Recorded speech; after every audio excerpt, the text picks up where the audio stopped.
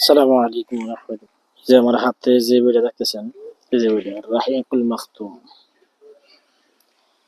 এই বইটার নাম হচ্ছে আর রাহিকুল মাখতুম।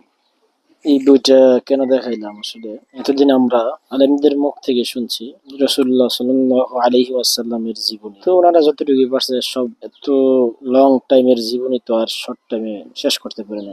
যতটুকু পারছে বুঝাইছে, ঠিক আছে। বিভিন্ন ওয়াজে একটু একটু শুনতাম বা একই ঘটনা বিভিন্ন জায়গায় শুনতাম, এমনও ঘটনা আছে যেগুলো বলাও হয়নি কখনো, এরকম আছে। কারণ হয়তো সময়ের কারণে বলতে পারি না। যাই হোক, এখন কথা হচ্ছে আমি আগে জানতাম আর কি আলেমদের মাধ্যমে, কিন্তু এখন নিজে পড়তেছি। আজকে অনেকদিন যাবতই পড়তেছি। আজকে 5-6টা পৃষ্ঠা পড়লাম এটার ভিতরে। সাহাবা আজমাইন যে দিনের জন্য কত কষ্ট করছেন, কত ত্যাগ তাদের। ছোট্ট একটা ঘটনা, যারা প্রথমে যখন হিজরত করেন সাহাবা আজমাইন, ঠিক আছে, রাসূলুল্লাহ সাল্লাল্লাহু আলাইহি ওয়াসাল্লামের একটা কন্যাও ছিল ওখানে। তো ওনারা হিজরত করেছিলেন আবিসিনিয়া। আবিসিনিয়ার বাদশা ছিল বাদশা নাজ্জাশী। আসলে ওখানে জাফর বিন আবু তালিব রাদিয়াল্লাহু আনহু উনি বলছিল যে, হে বাদশা, আসলে মানে ওনাদেরকে ডাকাইছিল একবার আর কি, "কি কারণে আসছো তোমরা তোমাদের দেশ ছেড়ে এখানে?" ওনারা বলছিল যে এরকম এরকম আমাদেরকে অত্যাচার করে, ঠিক আছে, বালু, গরম বালুতে নিয়ে আমাদেরকে শোয়ায় রাখে, এরপরে পিঠে বা বুকে পাথর দেয়। এরকম কাহিনী হয়েছে। এরকম একজন সাহাবীকে দুই ওটের দুই ওটে দুই পা বাঁধছে ওনার, ঠিক আছে। তো ওর তো আর পশু, এটা জান না,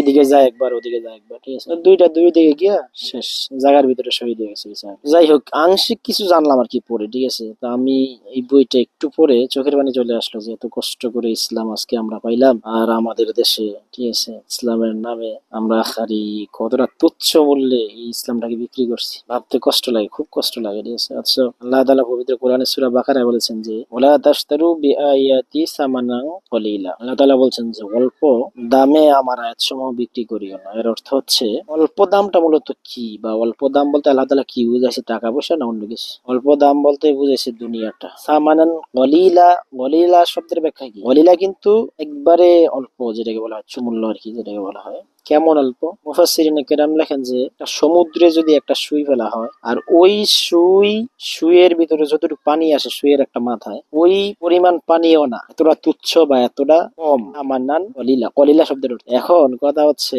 আল্লাহ তাআলা মূলত টাকা পয়সাকে বোঝায় না, এটা বুঝাইছে মূলত পৃথিবীটাকে, যে এই পৃথিবীটা সামান্য মূল্যে, ঠিক আছে। এই পৃথিবীর জন্য তোমরা আমার আয়াতকে বিক্রি করিও না। এটা তো সামান্য জিনিস। অন্য আয়াত আল্লাহ তাআলা বলছে যে এত মশার ডানা পরিমাণও যদি আমি পৃথিবীটাকে মনে করতাম, মূল্য দিতাম, তাহলে একটা নাফরমান কেউ আমি এক ডুব পানি গিলাইতাম না, খাওয়াইতাম না। আসলে আমাদের সমাজে এখন যার যেভাবে মন চাচ্ছে সেভাবেই ফতুয়া দিচ্ছে, বলতেছে, ঠিক আছে। অথচ এই ইসলামের জন্য কতটা কষ্ট করছেন সাহাবায়ে আজমাইন, আমাদের রসুল, ঠিক আছে। আগে আসলে এগুলো আমি হয়তো হুজুরদের কাছ থেকে শুনতাম, বললামই তো ফার্স্টে যে অল্প অল্প শুনতাম, ঠিক আছে। নিজে পড়ে চোখের পানি চলে আসলো, হারি এই ইসলাম, অথচ আমরা কি করতেছি? আমরা সামান্য কিছু দুনিয়ার ফায়দার জন্য মুখের বিরুদ্ধে তমুকের কথা, তমুকের বিরুদ্ধে তমুকের কথা, যারা ফাসেক জিনাকারী তাদের পক্ষ নিয়ে কথা, তাদের পক্ষে অবলম্বন, তাদের পক্ষে ভোট চাওয়া। এর ফায়দা কি? ফায়দাটা হচ্ছে দুনিয়া, সামান্য একটু দুনিয়াতে হয়তো লাভ কিছু দিবে, ঠিক আছে, বা দেখাইছে, এগুলাই,